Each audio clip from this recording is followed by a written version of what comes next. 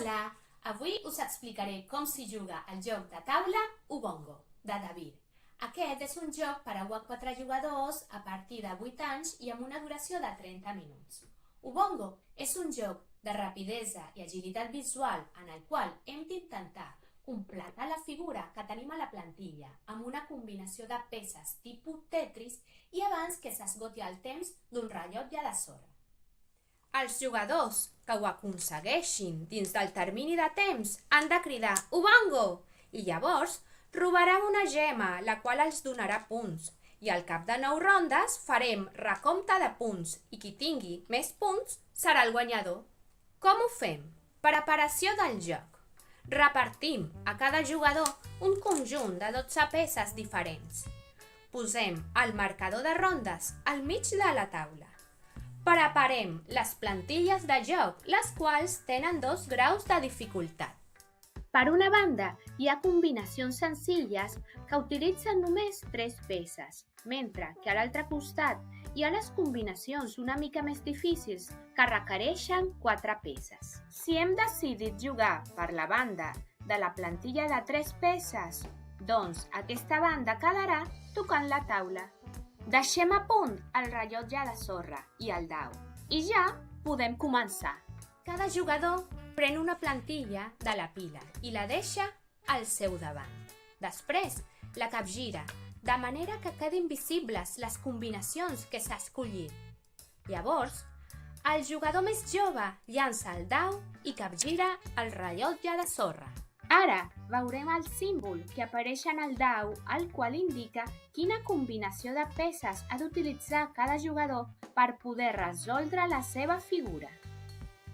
Aleshores, cada jugador, tan ràpid com pugui, ha d'agafar d'entre les 12 peces les que apareixen a la plantilla al costat del símbol que ha aparegut al dau. I ara completarem la figura de la plantilla. Aquesta quadrícula blanca ha de quedar emplenada del tot i sense que cap figura sobresurti per les vores. Les peces les podem girar i tombar com vulguem. Quan un jugador completa la seva figura, ha de cridar Ubongo. La resta dels jugadors poden continuar intentant completar les seves figures abans que s'esgoti el temps. Però, quan el temps s'acabi, tothom s'ha d'aturar i passarem a recollir les nostres recompenses. El jugador més ràpid en completar la seva figura agafa una gema blava del marcador de rondes més una gema a l'atzar de la bossa. El segon jugador més ràpid pren una gema marró de la reserva del marcador de rondes i, a més, roba una gema a l'atzar de la bossa. El tercer i el quart jugador roben una gema a l'atzar de la bossa. Els jugadors que no han completat la figura abans que s'esgoti el temps del rellotge de sorra no aconsegueixen cap gema.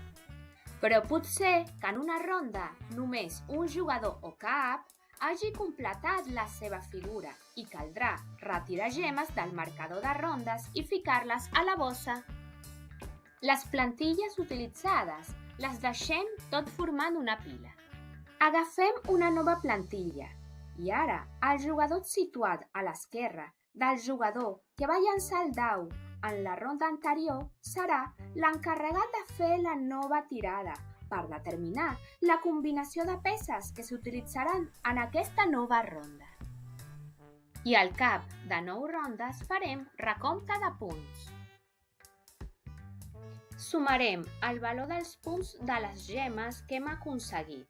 La gema vermella atorga 4 punts, la blava 3 punts, la verda 2 punts i la marró 1 punt. Al final de la partida, qui tingui més punts serà el guanyador. En cas d'empat, es juga una ronda de desempat, en què cadascun dels jugadors empatats agafa una plantilla i el primer jugador que completi la seva figura guanya la partida. Però pot passar que s'esgoti el temps del rellotge i que cap jugador hagi completat la seva figura. Llavors, capgirarem una altra vegada el rellotge de sorra i continuem intentant completar la figura. Si en aquesta ronda de segona oportunitat tampoc hi ha cap jugador que aconsegueixi completar la figura, doncs la ronda finalitza definitivament. També hi ha una variant en solitari, en la qual l'objectiu serà completar tantes figures com es pugui en 5, 10, 20 minuts, com vulgueu. I fins aquí aquest videotutorial de com s'hi juga a Ubongo. I ara que ja saps jugar a Ubongo, a què esperes? Juguem!